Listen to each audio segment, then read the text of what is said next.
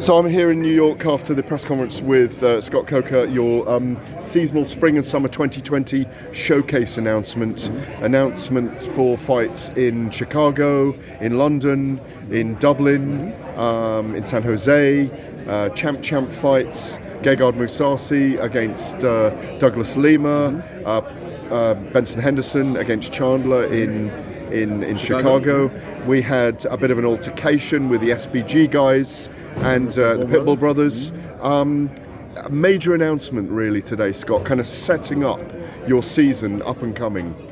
Yes, we wanted to come here and introduce the matchups, but I also wanted to come here and, introduce, that the box has been checked, and 5 years ago, this roster was thin. I sat down with my fight team, and really, we had just taken over Bellator, and we were like, this is a pretty thin roster. I mean, Chandler was here, obviously, he's such a great fighter, and Pitbull was here, but the surrounding and Lima was here. Yes, I love those three guys, and they were, favorites for Bellator. But how do we help them? How do we help them become bigger fighters and bigger brands? How do we add to these divisions? And if you look today, I think that we've done our job in the sense that we've brought free agents in from the top down. We've created key matchups, we've created storylines, and we've grown from the bottom up, right? Which is the AJ McKees and the Caldwells of the world. And there's more coming. We're signing the next group of talent right now that will be the stars of the sport in 2 or 3 years. How easy is it when you see the rivalries up there that we see today? There's probably 5 or 6 guys up there. Darian Caldwell, Emmanuel Sanchez, both Pitbull brothers, who actually all want to fight James Gallagher, let alone, for example. And you've got all these rivalries developing. I know you're not one for people having, altercations on stage and all those kind of things, but how easy does it become as a promoter that you've got these fights that fans want to see, like your Nemkovs against your Ryan Baders, because Vadim Nemkov is a tank, isn't he? He's a Russian tank against Ryan Bader, who's looked impermeable in the last couple of years, who's really at the peak of his game. And then you've got this kind of again, 2 gentleman fighters in Lima and Mousasi who will go to war when the bell rings and not before. Right. But you've got these other fights that the fans love, the kind of attrition on social media. How easy is it, promoter, when you've got all that swathe of different types of characters? Well, the thing is, look, I want people to feel comfortable here in the sense that when they come to Bellator, be yourself, right? James is just being himself today, right? And Pitbull brothers are just being themselves. Gegard's being himself. Lima's being himself. Chandler and Benson, all being themselves. And, we just have to make sure that things don't explode and get past that point where, things start flying around, because we don't need that. We want to keep it professional in that sense. But if a fighter wants to talk, we usually let them just talk. And I want the people to feel the heat of the fight. Just don't take it to the next step, because they can get there very quickly, as you know. In the announcement today, you said you're very happy with the way Europe's growing. You've got sponsors in the cage now. You're starting to build the brand is building over there, isn't it? Can you kind of pin down that you're definitely going to be there all this year and into 2021 and 2022 now? Oh yeah, I mean, the thing about our commitment and Channel 5's commitment, and now DAZN's going to be there in the UK and in Ireland and in 100 countries around the world. So they're going to bring their 7 events there too. So we are committed. This is not going anywhere. We're just going to keep building and keep reloading. And listen, no one has a better TV distribution deal in the UK than Bellator. We have the #1 TV distribution. We have Channel 5, Sky Sports. We'll be on DAZN now. And we might end up on some other platforms, and Virgin in Ireland. I mean, that's a lot of eyeballs compared to any other brand or any other league in the world. How will, just very quickly on that, because people will be asking when you mentioned DAZN and Sky Sports and Channel 5 together, yes. How will that iron out in the UK then? Listen, that's something that they just announced, about a week ago? Last week with Joe Makowski, I haven't seen Joe since he was here, and I'm going to probably have lunch with him maybe tomorrow or the next day. We'll sit down and we'll talk about it. But listen, they've been a great partner. We definitely want to take good care of them and help them grow their brand as well. So to me, let's see how we can all work it out. I mean, to me, I'd love to have more fights with DAZN and help them grow in the UK. And I'd also, Channel 5 is owned by Viacom. That's part of the family too, so we have to find a way to make it all work.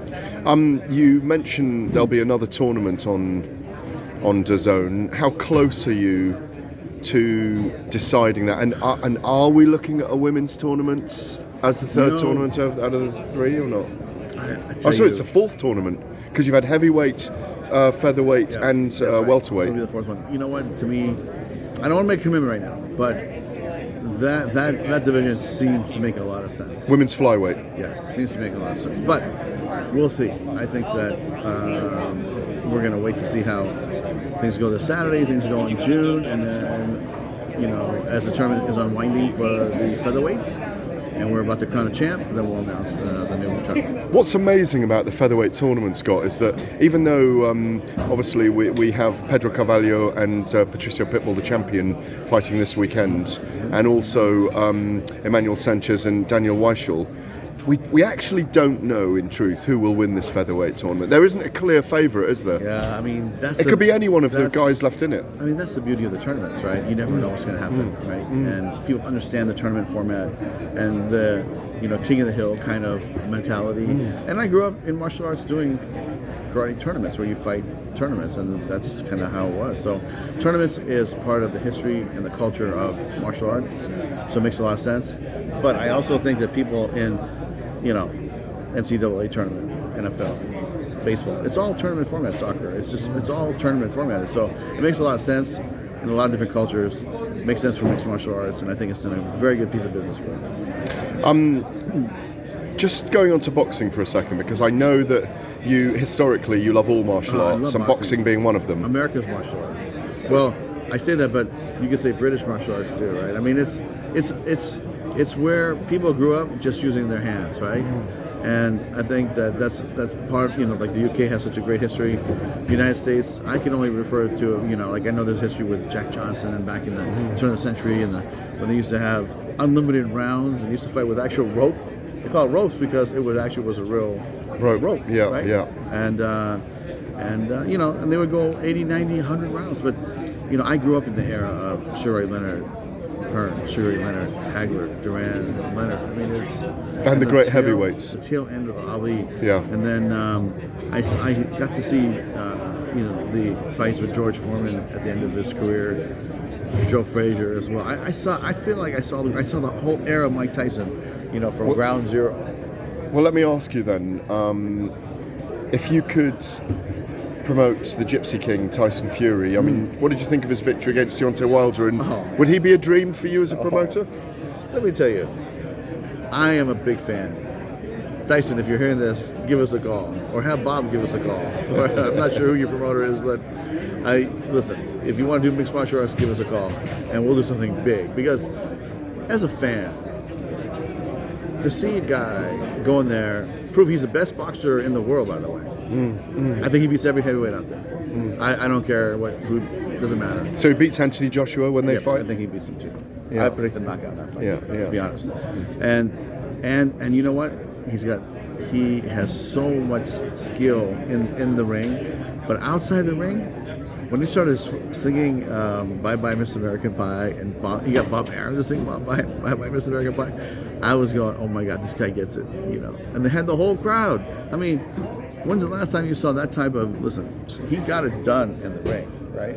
How impressive was it? He said what he was going to do and went out there. He never let. You know how fight sports works. He didn't let the puncher get on the front foot, did he? That's right. And I think he got to his head, to be honest. And I think the last fight was close. I think Wilder won the last fight. I just sat back as a fan and watched it. It was so entertaining. I've just become a big Tyson Fury fan, which I can't say I was a year and a half, 2 years ago. I thought, he could box a little bit, but I didn't realize how good of a boxer he was and how great. I mean, he might be I think he's the best heavyweight in the world right now, hands down, and he'll beat everybody. That's what I think. What about the comparisons people are starting to make with him with Ali? That he had a period away from the sport, that he's resonating in society because he's from a traveller background, gypsy background. He's talking about mental health issues. Yeah. He's from a big, rough, tough family. Listen, I love his message. I love him, man. As far as